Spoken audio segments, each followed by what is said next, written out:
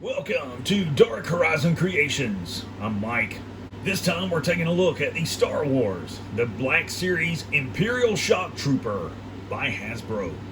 Now, if you hadn't already, please follow, like, and subscribe to my social media accounts on Facebook, Instagram, and YouTube. Don't forget to hit that bell icon so you get a notification of when I post new content. Alright, so this time we're taking a look back at the Black Series Imperial Shocktrooper. This was part of the Gaming Greats assortment, even though the box does not have that label. This is the Shocktrooper from Star Wars Battlefront, my favorite video game of all time. So taking a look at the packaging, you've got the standard Black Series box with some really cool artwork there of the Shocktrooper. It almost has a metallic and reflective appearance to it. You've got the Star Wars Battlefront logo. Included in the package is the action figure. He's got a holster for the E11D blaster carbine that he's holding. He also includes the DLT-20A blaster rifle. On the back of the packaging, got a brief bio there. It says, Imperial Shocktrooper. Adept with heavy weaponry, Shocktrooper serve as elite frontline forces and even as bodyguards for the Emperor himself. Alright, so here we have the Shocktrooper outside of the packaging. And the first thing you're going to notice is the glossy sheen on his armor. That's because these boys don't get in the dirt that often. The Shocktrooper garrison is located on Coruscant, where they serve as bodyguards for the Emperor, as well as high-ranking government and military officials. Alright, let's bring him in closer so you guys can see the attention to detail on this action figure.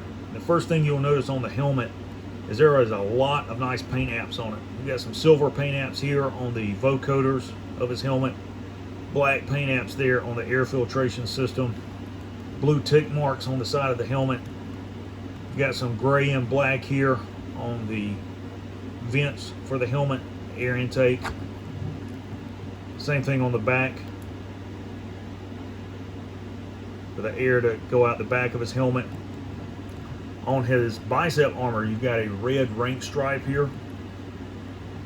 You've got the holster here for the E11D blaster carbine. One thing I would like to see them change about this is I would like this to be detachable, where you can change it out to go on the left or right side, because as it's positioned, all these troopers would have to be left-handed, and we know that's not the case. Nice detail on the wrist bracers, red on the belt on the front. Got the rank stripe on his thigh armor there. All the way around, it's a really nice figure. As far as articulation, the head is on a ball joint and a hinge. Full range of motion. And I really prefer this type of setup for the head and the neck, because you can position the head in any pose that you would like, and it's just very realistic. Forward and lateral movement at the shoulder, bicep rotation and movement is impeded by the shoulder armor. You have to remember, these are an earlier assortment of stormtroopers before they adjusted the shoulder armor. Well, it will move out of the way as you reposition his arm and shoulder. Bicep rotation, elbow, no elbow rotation, wrist rotation, and wrist pivot. And the torso is on a ball joint. No waist rotation on this action figure. Forward and lateral movement at the thigh, and leg just popped off. Thigh rotation, double jointed knee, no lower leg rotation, and the foot will pivot and rotate.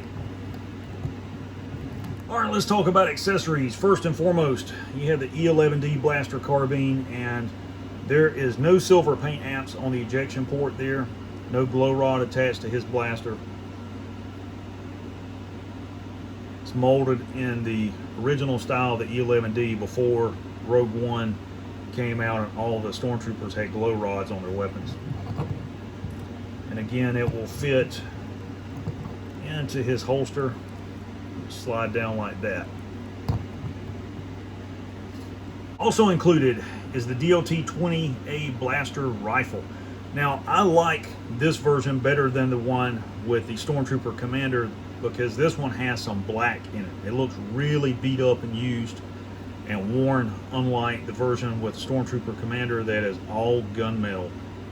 This is a really nice looking blaster. And of course, he can hold that in his hand.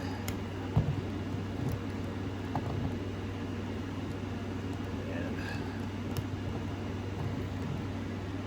position him however you wish. Now for comparison, I'll bring out one of the Black Series Stormtroopers from the Mandalorian. You can see how they look together. And the differences between these two are the same as the differences with the Stormtrooper Commander, in that the Shocktrooper has a larger helmet, has a more aggressive styling to it. Next, here is the Stormtrooper Commander. You can see how they look together. And you can see that the helmet design of both of these figures is identical.